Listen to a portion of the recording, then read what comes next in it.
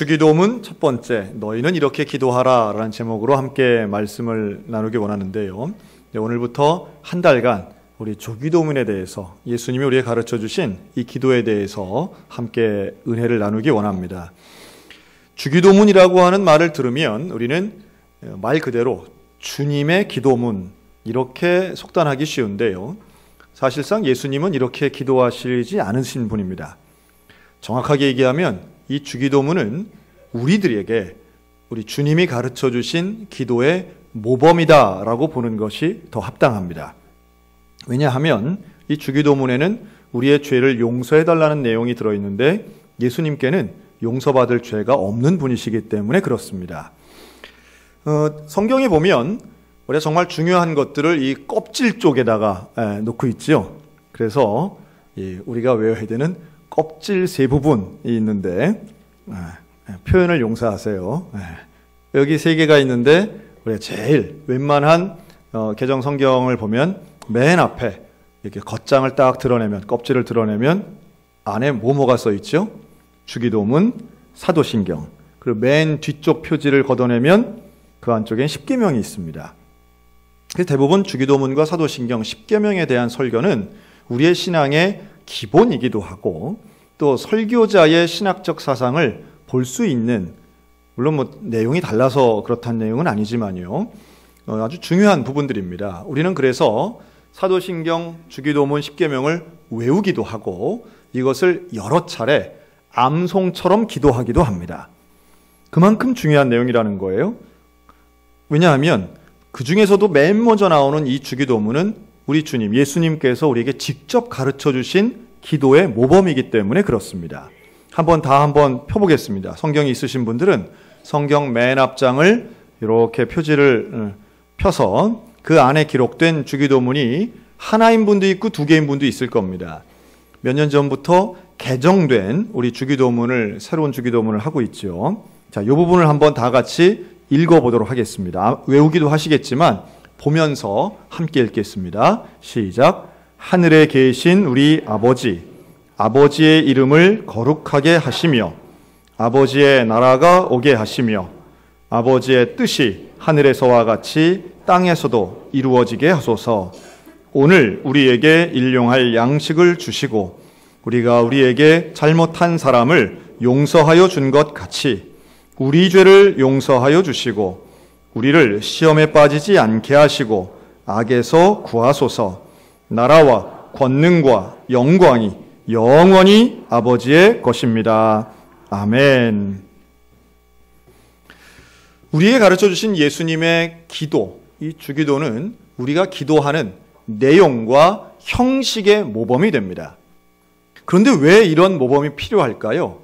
왜 하나님은 우리에게 기도 열심히 해라 혹은 기도를 자유롭게 하라 하지 않고 이렇게 모범을 주신 이유가 분명히 있습니다. 그 이유는 잘못된 기도를 하지 않으려면 모범이 필요하기 때문입니다. 마태복음 6장에 보면 예수님이 잘못된 기도를 크게 두 가지로 직접 말씀하십니다. 잘못된 기도, 당시의 사람들이 일반적으로 하고 있던 기도 중에 아주 잘못된 태도 크게 두 가지를 직접 말씀하시는데요. 6장 5절에 나오는 외식하는 기도와 6장 7절에 나오는 중언부언하는 기도, 이 두 가지를 예수님이 말씀하십니다.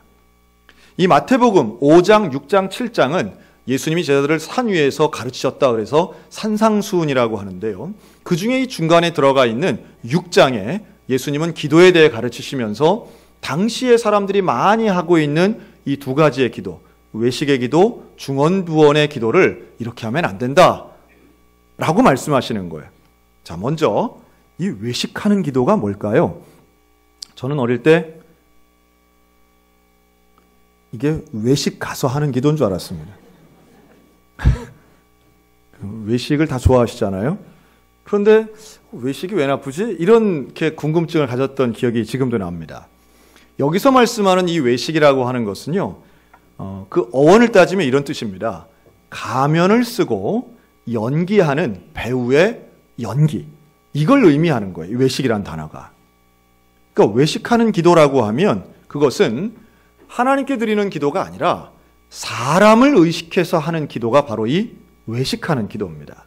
남에게 보이려고 하는 기도고, 이 기도를 다른 사람이 듣고 어떻게 평가하고 생각할까, 이거를 최우선으로 염두에 두고 하는 기도가 바로 이 외식하는 기도입니다. 이런 기도를 누가 많이 했을까요? 당시에 바리새인이나 사두개인들과 같이 종교 지도자들 중에 바로 이런 외식하는 기도의 사람들이 많았다는 거예요. 기도를 통해서 남을 가르치려 들거나 아니면 사람들에게 우월하게 보이고자 하는 마음으로 하는 그런 기도들. 물론 기도는 잘 준비해야 됩니다. 기도는 가능하면 좋은 언어로 잘 다듬어진 문장으로 하는 것은 중요하지만 그 목적은 하나님께 드리기 위한 것이지 사람에게 인정받거나 혹은 사람에게 무시당하지 않으려고 그런 기도를 작성하거나 한다면 그것은 이미 시작부터 잘못됐다는 겁니다. 좀 그런 욕심이 들 때도 있습니다. 아이고, 남들보다 기도를 잘하기를 원하는 욕심이 들 때가 있어요. 또 어찌 보면 기도를 통해서 좀 인정받고 칭찬받고 싶을 때도 있습니다. 특별히 종교 지도자들은 기도를 통해서 내가 얼마나 영적으로 탁월한 사람인가를 보여주고 싶어하는 욕심이 생길 때도 있습니다. 그러나 그 모든 것을 예수님은 그거는 외식하는 기도다. 그거는 사람들을 의식하고 사람들 앞에서 하는 어떤 퍼포먼스, 공연처럼 보여지는 것은 하나님이 원하시는 기도가 아닌 잘못된 기도라고 지적하시고 있는 겁니다. 그럴 바에는, 그런 외식하는 기도를 할 바에는 차라리 은밀한 중에 너를 보시는 그 하나님 앞에 골방에서 기도하라고 예수님은 당부하고 계십니다. 수많은 사람들 앞에서 멋있게 사자후를 토하며 하는 기도, 남들 볼 때는 훌륭해 보이고 대단해 보일진 모르겠지만 하나님께서는 야, 그건 나한테 하는 게 아니잖아. 이게 바로 외식의 기도라는 거예요. 이 외식하는 기도는 종교 지도자, 율법 학자, 소위 말해 하나님에 대해 안다는 사람들이 했던 기도라면, 자, 두 번째 잘못된 기도는 중언부언의 기도입니다. 이 중언부언의 기도는, 중언부언 말 그대로 똑같은 말을 반복하거나 의미 없는 표현들을 나열하는 것을 우리는 중언부언이라고 합니다. 말이 앞뒤도 안 맞고, 그리고 그 안에 의미가 모호하고, 그러면서도 뭔가 반복해서 자꾸 긴 소리만 하는 것. 이것은 누가 이렇게 기도하는가 하면 예수님이 이거는 저 이방인들 혹은 우상을 섬기는 자들이 쓸데없는 말을 길게만 하는 게 뭐 잘하는 기도인 줄로 착각하는데 그거 잘못된 기도라는 거예요. 무슨 수리수리 마술이라든가 무슨 뭐 종교에서 이야기하는 뭐 특별한 뭐 관세음보살 이런 말들을 계속해서 반복해서 하는 것이 종교적으로는 의미가 있을 수 있습니다. 그걸 통해서 무아지경에 이르고 무슨 나를 느끼지 못하는 어떤 신비로운 정신세계에 들어가는 것처럼 이야기하곤 하는데 기도는요 절대로 무아지경에 들어가는 게 아닙니다. 여러분, 기도에 대해서 오해하시면 안 됩니다. 기도가 무슨 다른 정신세계에 들어가거나 접신을 하는 게 절대 아닙니다. 기도는 하나님을 만나는 거룩한 대화요 호흡인 것을 기억하시기 바랍니다.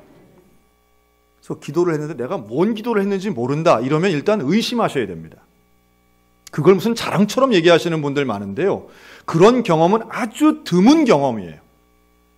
물론 그런 게 아주 없는 건 아니에요. 어떤 신비적인 체험이 있을 수 있지만 그러나 오늘 예수님이 말씀하시는 주기도문을 잘 보시면 이 기도문은 기도의 모범은 지극히 정상적이고 온전하고 알아들을 수 있으며 논리적이고 내용이 있는 그런 대화형의 짧은 글이라는 거예요.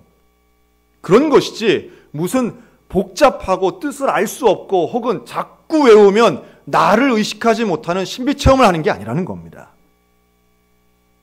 특별한 경험이 있을 수는 있겠지만 예수님이 오늘 우리에게 가르쳐 주시는 기도는 그 내용과 방법이 정말 중요하다는 거예요. 그래서 우리가 주기도문을 가지고 기도할 때는요, 우리가 외운다고 해서, 암송한다고 해서 이걸 너무 빨리빨리 하는 거는 그렇게 유익하지 않은 것 같아요. 주기도문 빨리 하면 뭐가 돼요? 주문되는 겁니다. 내가 뭔 얘기를 했는지도 몰라요. 내가 지금 무슨 내용을 가지고 기도했는지도 모른다?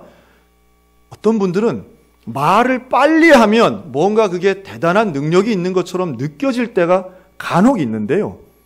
여러분, 우리 하나님은 빨리 말하거나 크게 말한다고 더 잘 들으시는 분 아닙니다. 그 방법보다 더욱 중요한 것은 어떻게 기도하느냐, 무엇을 가지고 기도하느냐, 누구에게 기도하느냐가 더 중요한 것이에요.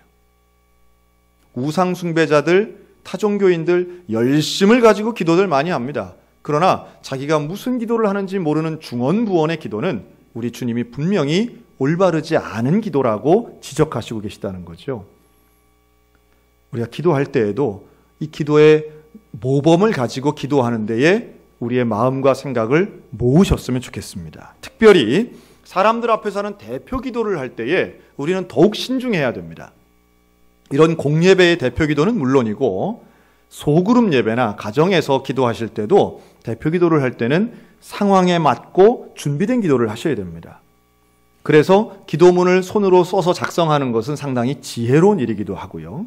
또 기도가 습관이 되어서 우리가 기도가 자연스럽게 하는 것은 참 유익하고 좋은 일이지만 기도를 할 때마다 뭔가 특별한 시도를 하려고 하는 어떤 모험적인 태도는 조심하셔야 됩니다. 그리고 기도할 때 어떤 의도성을 가지고 특정 개인을 비방한다든지 아니면 어떤 세력화하려고 하는 인간적인 의도가 기도 안에 들어가서는 안 됩니다. 그래서 우리는 주기도문을 공부하는 것이고 주기도문에 대해 예수님의 가르침을 정확히 알고 기도의 내용과 구조가 어때야 되는가를 우리는 기본적으로 아셔야 됩니다. 그래서 예수님이 이렇게 당부합니다. 이렇게 기도하라. 이렇게 기도하라. 그 말씀은 기도의 원리가 있다는 거예요. 우리가 기도의 원리를 배우고 그 원리대로 기도할 때에 하나님이 기뻐하신다는 겁니다. 그리고 그 원리에 살을 붙이고 더 많은 다양함을 붙여서 풍성하게 만드는 것은 좋지만 원리를 무시해버리고 내 마음대로 하는 기도는 그렇게 유익한 기도라고 말할 수 없어요. 예수님이 바로 이런 잘못된 기도를 내려놓게 하시고 기도의 원리를 습득하게 하기 위해서 주님이 우리에게 말씀하신 온전한 기도의 모범, 이것이 주기도문입니다. 타종교에도 모든 종교마다 기도합니다. 기도는 다 있습니다. 아니, 종교가 없는 사람도 때로는 기도할 때가 있습니다. 얼마나 열심히 하는지 몰라요. 어찌 보면 타종교인들이 기도 훨씬 더 열심히 합니다. 전 힌두교 축제를 한번 봤는데요. 그분들은 기도를 어떻게 하냐면 고행 기도를 합니다. 고행 기도. 그냥 무릎 푸룩 저 계단을 올라가고 계단에서 막 뒹굴고 구르고요. 맨 살에다가 막 꼬챙이 같은 걸 막 꽂고 그러고 기도를 해요. 뭐 바늘방석 위에 앉아가지고 이렇게 요가처럼 틀고 있는 거 있잖아요. 불교인들은 안 그렇습니까? 불교분들도 무슨 3000배를 하고 1000배를 합니다. 얼마나 열심을 가지고 기도하시는지 몰라요. 열심이나 정성을 가지고 기도하는 사람들 참 많습니다. 그런데 더욱 중요한 것은 이 열심과 정성보다 더 중요한 것은 바로 기도의 대상이라고 하는 거예요. 누구에게 기도하느냐, 이것이 중요합니다. 천지신명에게 하느냐, 우주의 기운에게 하느냐, 아니면 무슨 성황당에 하느냐, 나무에 하느냐, 바위에 하느냐. 이 다원주의자들은 열심만 정성만 있으면 된다 이렇게 얘기하지만 성경은 그렇게 말씀하지 않습니다. 성경은 우리의 진심과 정성보다 더 중요한 것은 기도의 대상이라고 말씀하는 거예요. 그리고 그것을 증명하는 것이 주기도문의 첫 번째 문장입니다. 너희는 이렇게 기도하라. 예수님이 선포하시면서 우리에게 기도의 원리로 맨 처음에 던져주신 것은 한번 따라 하실까요? 하늘에 계신 우리 아버지. 이것이 첫 번째 문장입니다. 하늘에 계신 우리 아버지. 여러분, 우리의 기도의 대상은 하나님인 것을 믿으시기 바랍니다. 하나님께 기도하는 거예요. 다른 존재에 하는 게 아닙니다. 우리는 하나님 앞에 하는 것입니다. 그런데 그 하나님이 어떤 분이신가? 오늘은 이 한 문장만 가지고 하는 거예요. 첫 번째 문장. 첫째로 한번 따라 하실까요? 하나님은 아버지입니다. 하나님이 아버지라고 하는 것은 놀라운 고백입니다. 하나님을 아버지라고 하는 것, 어찌 보면 신앙생활 오래 한 사람들은 아이고 뭐 익숙하지 않나, 자연스럽지 않나라고 하지만 그 위대한 아브라함도, 그 위대한 모세도, 그 위대한 엘리야도 하나님을 아버지라고 부른 구약의 사람은 단 한 명도 없어요. 구약 성경에 나오는 하나님은 창조주고 심판자고, 하나님은 우리에게 말씀을 하시고 가르치시고 인도하시고 구원하시고 복을 주시고 때로는 심판도 주시는 위대한 분이긴 하지만 너무도 무서운 분이었어요. 하나님을 아버지라 불렀던 그 누구도 예수님 이전엔 없어요. 그런데 예수님만이 하나님을 아버지로 부른 거예요. 그리고 오늘 우리에게 너희는 이렇게 기도하라 라고 하면서 하나님을 우리도 아버지라고 부를 수 있도록 가르쳐 주신 분이 예수님인 줄로 믿습니다. 하나님을 이때부터 우리가 아버지로 부르는 거예요. 그 이전에는 야훼, 아도나이, 여호와, 하나님의 이름 부르는 것조차도 두려워했던 거예요. 하나님 앞에 나아가는 것 공포 그 자체. 법궤를 만지면 죽는 거예요. 하나님을 눈으로 보면 죽는 거예요. 하나님 만나면 죽는다고 생각한 것이 구약의 신앙이에요. 그런데 예수 그리스도를 통하여 우리는 하나님을 아버지라 부르는 겁니다. 그 이전에는요, 백성들이 혼자 기도하지 못했어요. 구약에서는 하나님 앞에 기도한다는 것은 제사장이 목숨 걸고 나가는 일이에요. 일반 백성들은 순종하는 거예요. 하나님 말씀에 순종하고 선지자의 말씀에 순종하는 것이지, 그리고 양을 잡고 제물을 레위 지파가 잡아서 제사를 드리는 것이지, 내가 하나님 앞에 나가서 막 기도하고 그런 관계가 없는 거예요. 그러나 예수 그리스도를 통해서 우리는 하나님을 아버지라 부르고 그리고 기도할 수 있는 복을 받은 줄로 믿습니다. 놀라운 일입니다. 제가 신학교를 다니면서 수련회를 이제 참석을 했습니다. 신학생들 우리 학교에서 이제 수련회를 하는 거예요. 근데 수련회 이제 마지막 날 저녁이면은 집회를 하고 다 같이 기도하고, 그리고 그때는 뭐 잠도 안 자고 밤을 새면서 서로 죄를 고백하고 나의 아픔을 나누고 이랬던 시간들이 있었습니다. 평생 예수 믿고 신학교까지 온 19살, 20살 청년들이 죄를 지면 얼마나 적겠습니까? 그렇죠? 대부분이 고백하는 죄가 뭐냐 하면 내가 누구를 미워했다는 거예요. 제일 심각한 죄는 자기가 평생에 지었던 죄는 그런 죄들이었어요. 그걸 고백하면서 눈물을 흘리고 회개했던 기억이 납니다. 여러분, 그런데 그때 저에게 충격이었던 것은 그 청년 신학생들이 고백하는 미워했던 사람 1순위가 누구였는지 아세요?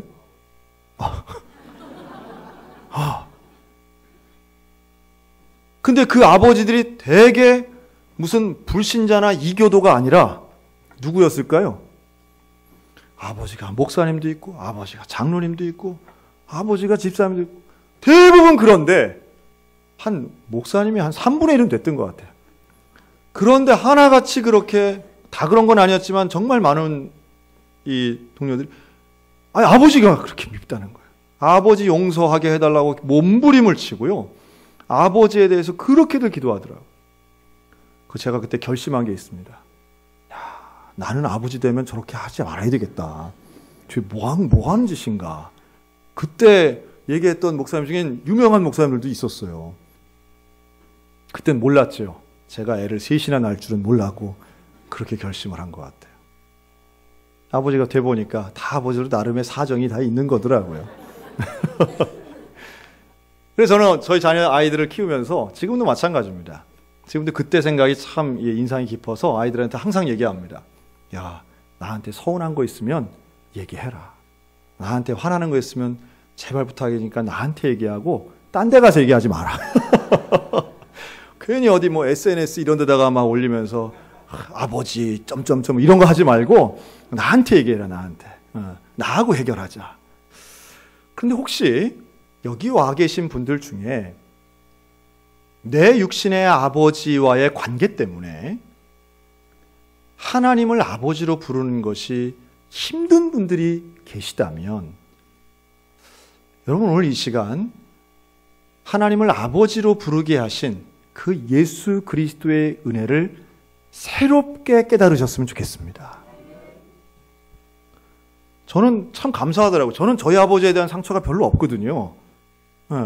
그래서 그런 게 별 공감이 안 돼서 전 참 어쩌면 감사하기도 하고 어떤 면에서는 참 많은 가정들이 정말 힘들어 하는구나 하는 거를 새롭게 깨닫기는 했는데요. 의외로 많더라고요. 그래서 아버지라는 그 말이 나오는 순간 기도하는데 뭔가 거룩하고 뭔가 긍정적인 것보다는 뭔가 움츠러들고 두렵고 뭔가 이 부정적인 기운을 느낀다는 분들을 보면 얼마나 안타까운지 몰라요. 여러분, 하나님이 아버지시라는 것은 우리들에게 축복인 줄로 믿으시기 바랍니다. 이 아버지의 단어가 주는 의미가 있습니다. 그것은 바로 나와 하나님 간의 관계 설정이에요. 우리가 기도를 하고 기도를 들으시는 분이 응답하시려면 여기엔 두 가지가 있어야 됩니다. 첫째는 능력이 있어야 응답하십시오. 그렇죠? 능력이 있어야 그걸 응답하고 들어주실 거 아니에요. 우리 하나님은 전지전능하시고 우리의 기도에 응답하시는 능력 있는 분인 줄로 믿습니다. 그런데 또 하나의 조건은 바로 관계예요. 관계. 관계가 있어야 응답이 되고 대화가 되는 겁니다. 만약에 여러분, 우리가 지금 돈이 필요하다고 해보세요. 그런데 내가 지금 1,000만 원이 필요한데 우리나라에서 돈 제일 많은 재벌 총수를 찾아가서 나 1,000만 원만 좀 꿔주세요 하면은 꿔줘요, 안 줘요? 꿔주기는커녕 만나지도 못하잖아요. 그 왜 안 줘요? 그 사람 돈이 많은데 왜 안 줄까요? 아무 관계가 아니잖아요. 네. 그런데 훨씬 가난한 우리 가족이나 나의 형제는 나한테 꿔줄 수 있어요. 그 왜 꿔줘요? 관계 때문에 꿔주는 거예요. 주는 거예요. 하나님과 나의 사이에서 기도할 때도 역시 마찬가지입니다. 하나님께는 능력이 있고 아버지와 자녀의 관계가 있다면 우리 하나님 그 기도에 응답하시는 줄로 믿습니다. 그런 의미예요. 아버지는 나에게 생명을 주시는 분이고 아버지는 나를 위해서 모든 것을 희생하시는 분이에요. 아버지는 나를 사랑하시고 아버지는 늘 나를 바라보시고 아버지는 늘 나를 응원하시는 분이라는 뜻이지요. 우리 하나님은 나를 버리시는 분이 아니에요. 혹여 내 육신의 아버지가 나에게 상처를 준 경험이 혹시 있다 할지라도 하나님 아버지는 우리를 상처 주시는 분이 아닌 것 믿으시기 바랍니다. 하나님 아버지와의 온전한 관계를 통해 가족과의 관계도 회복되고 부모님과의 관계도 회복되는 은혜의 역사가 일어나셨으면 좋겠어요. 하나님을 아버지로 부르는 것 자체가 우리에게는 은혜고 이 자체가 축복이며 그것 자체가 하나님 예수님이 우리에게 주신 놀라운 관계 설정인 것입니다. 우리는 예수님을 독생자라고 하죠. 그런데 독생자는 아들이 하나뿐이잖아요. 아들이 하나. 그런데 그 예수님이 우리를 하나님을 아버지로 부르도록 한 것, 그 은혜를 표시한 것이 바로 그 다음 표현입니다. 한번 따라 하실까요? 하나님은 우리 아버지입니다. 하나님을 아버지라고 하는데 예수님은 우리에게 뭐라고 가르치시느냐 하면 우리 아버지라고 가르쳐요. 참 이런 거 보면 이 유대적 표현과 우리 한국말이 좀 비슷하죠. 그 아들이 나 하나뿐이어도 부모님을 뭐라 그래요? 우리 부모님이야. 그러잖아요. 우리는 그게 한국식 표현이잖아요. 한국식 표현. 우리 교회야 그러잖아요. 교인이 나 혼자여도 우리 교회야 이러잖아요. 우리 집이야 나 혼자 살아도 그러잖아요. 거기서 말하는 그 우리라고 하는 표현이 그대로 이 주기도문에 들어가 있어요. 주기도문에 여러 차례 우리란 표현이 나옵니다. 그 우리란 말을 쓸 때는 우리의 죄를 용서하시고 우리의 일용할 양식을 주시고 우리에게 응답해달라고 기도하고 있습니다. 이게 무슨 뜻일까요? 하나님의 아들은 오직 한 분 예수 그리스도였지만 우리가 아버지로 고백하는 순간 하나님은 우리 모두의 우리 아버지가 되는 줄로 믿습니다. 기도는 함께하는 것입니다. 기도는 이 주기도문이 우리에게 주시는 중요한 교훈 중에 하나는 바로 공동체적 기도라고 하는 거예요. 기도를 통해 나만 복받는 게 아닙니다. 기도를 통해 나만 구원받는 게 아닙니다. 기도를 통해 우리가 구원받고 우리가 은혜받고 우리가 응답받고 우리 가운데 하나님이 역사하시는 줄로 믿습니다. 한 하나님을 고백하면 우리 모두가 한 공동체가 되는 거예요. 이게 교회입니다. 우리를 교회로 한 공동체로 만드는 유일한 단어가 있다면 그것은 하나님 아버지죠. 우리는 하나님 아버지, 그분을 믿는 거예요. 하나님 아버지를 믿고 그분 앞에 기도합니다. 함께 기도합니다. 한 마음으로 기도하면 우리 하나님께서 우리에게 함께 응답하실 줄로 믿습니다. 여러분, 그 역사를 믿기에 기도하는 것이고요. 기도를 같이 하면, 그래서 두세 사람이 모인 곳에 내가 있겠다라고 하는 것은 우리 아버지의 이름으로 기도하는, 하나님 앞에 기도하는 그 기도의 자들 모인 곳에 성령께서 함께 하시겠다고 약속하시는 거 아닙니까? 여러분, 가정에서 우리 아버지로 함께 고백하시기 바랍니다. 따로따로 되면 안 됩니다. 함께 돼야 됩니다. 자, 그러면 아버지가 한 분이에요. 근데 우리가 다 그 아버지의 자녀예요. 그럼 우리끼리의 관계는 뭐가 돼요? 형제자매 되는 거예요. 형제자매. 그래서 우리는 서로를 향해서 형제님, 자매님이라고 호칭할 수 있습니다. 우리는 남남이 아닙니다. 우리는 한 아버지의 자녀들인 줄로 믿습니다.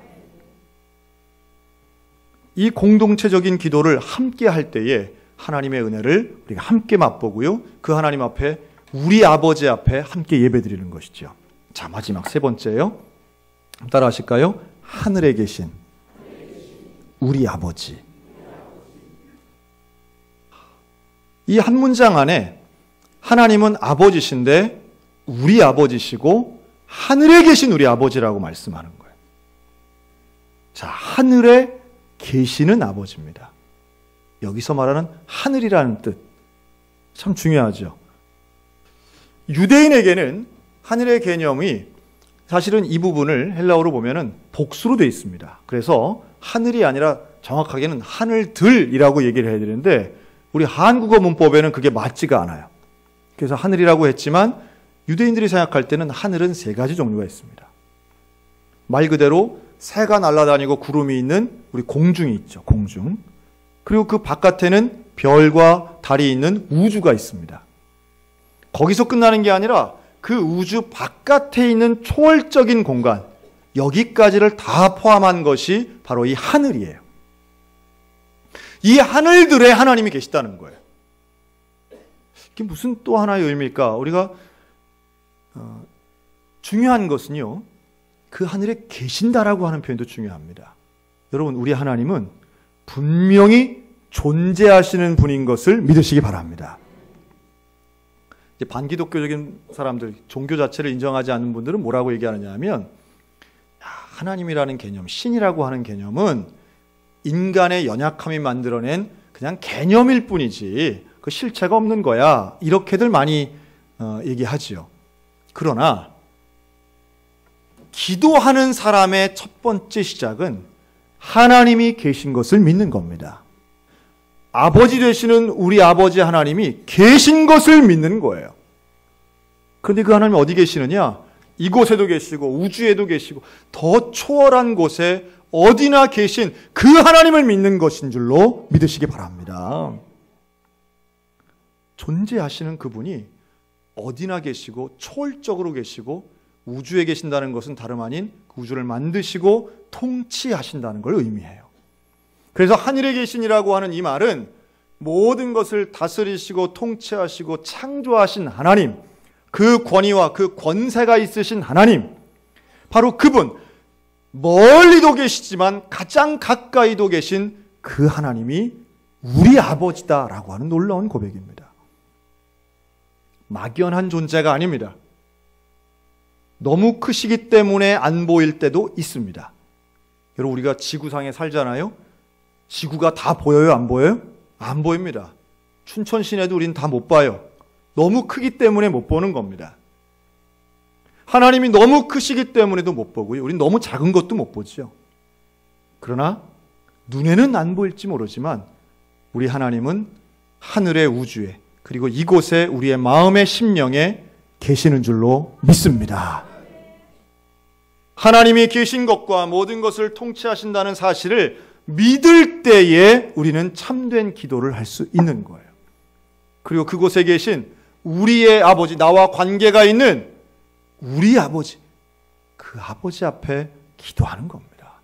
그 하나님 앞에 기도하는 겁니다. 다른 사람 신경 쓰는 것 아니고, 외식하는 것 아니고, 의미 없는 마법적인 말을 주문처럼 외우는 것도 아니고, 인격이 있으신 그 광대하시고 위대하시지만 나에게 아버지로서의 관계성을 허락하신 그 하나님 앞에 우리는 담대하게 믿음 가지고 나아가 기도하는 줄로 믿습니다. 예수님이 그래서 우리에게 당부하시는 거예요. 너희는 이렇게 기도하라. 이렇게 기도를 시작해라. 누구에게 기도하는지를 명확히 알아야 하고 그 하나님을 우리의 아버지 되시고 하늘에 계신 우리 아버지를 믿음으로 선포하며 그 하나님께 기도해라. 여러분, 하나님을 만나는, 하나님을 아버지라 부르는 믿음으로 기도를 시작하는 저와 여러분들 다 되시기를 주님의 이름으로 축원합니다. 아멘. 기도하겠습니다. 살아계시고 하늘에 계시며 우리 안에 계신 우리 아버지 되신 하나님, 간절한 기도에 응답하시고 우리의 기도를 들으시는 줄로 믿습니다. 이렇게 기도하라고 당부하신, 가르쳐 주신 예수님의 기도의 원리를 깨닫게 하시고 원리를 따라서 진심을 가지고 기도하여 기도할 때마다 우리 하나님 만나게 하여 주옵소서. 기도할 때마다 응답받게 하여 주시옵소서. 기도하는 것을 사모하게 하여 주시옵소서. 기도의 능력을 경험케 하여 주시옵소서. 주기도문을 가지고 기도할 때마다 우리의 마음에 감격이 있게 하시고 깨달음이 있게 하시고 우리 기도의 역사가 가정과 교회와 개인 가운데 충만케 하여 주시옵소서. 감사드리며 예수 그리스도 이름으로 기도했습니다. 아멘. 우리 정은정 집사님의 플룻